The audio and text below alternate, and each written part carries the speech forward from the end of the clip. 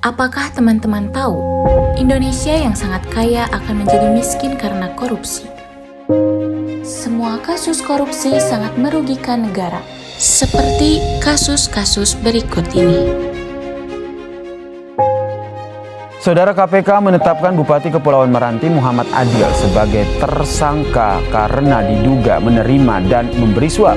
KPK menyebut Adil menerima suap dari jajarannya untuk modal pemilihan Gubernur Riau 2024.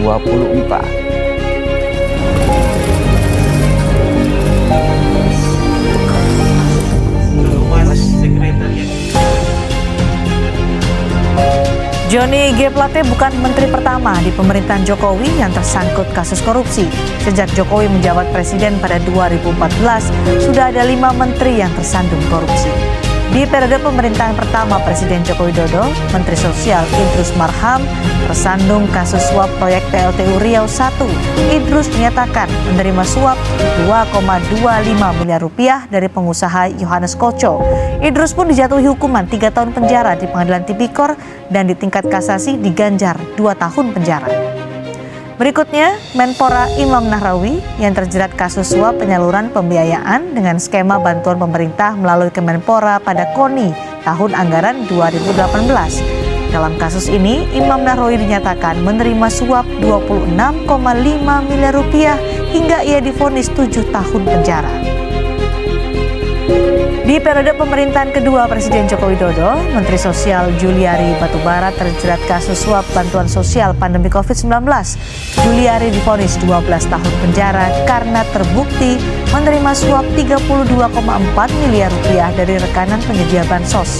Berikutnya ada Menteri Kelautan dan Perikanan Edi Prabowo yang terlibat suap 25,74 miliar rupiah terkait persetujuan pemberian izin budidaya lobster serta izin ekspor benih lobster. Pengadilan Tipikor memvonis Edi 5 tahun penjara.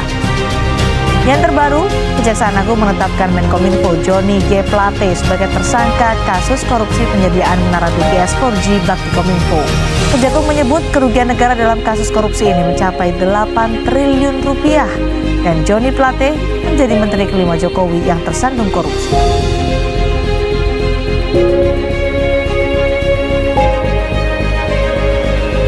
Ini juga menjadi sorotan dari kasus korupsi. Saudara, KPK ini menahan mantan Direktur Utama PT Pelindo II, RJ Lino. Ia ditahan setelah rampung menjalani pemeriksaan sebagai tersangka kasus dugaan korupsi di PT Pelindo II. RJ Lino bakal menjalani masa tahanan pertamanya selama 20 hari ke depan setelah sempat bebas selama lebih dari 5 tahun pasca ditetapkan sebagai tersangka. RJ Lino ditahan di rumah tahanan atau rutan Gedung Merah Putih KPK. Ia akan menjalani isolasi mandiri terlebih dahulu selama 14 hari di rutan Gedung Lama KPK.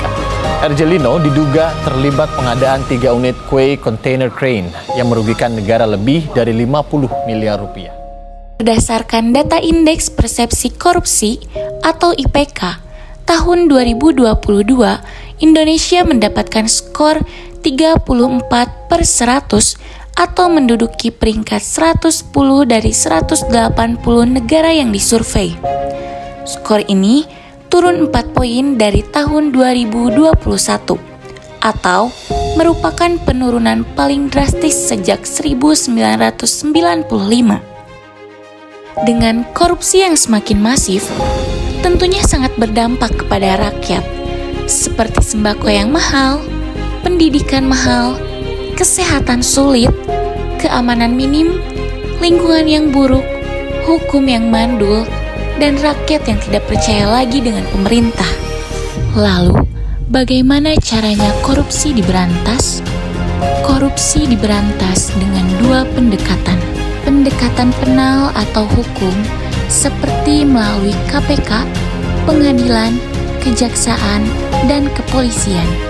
Pendekatan non-penal yang bersifat mencegah seperti belajar, pendidikan anti korupsi, pendidikan agama, dan kontrol sosial orang tua. Oleh karena itu, mari kita bersatu untuk memutus rantai korupsi. Jadilah generasi anti korupsi, mulai dengan mempelajari pendidikan anti korupsi dengan baik. Kelak, Indonesia Emas 2045 akan berada di tangan generasi anti korupsi.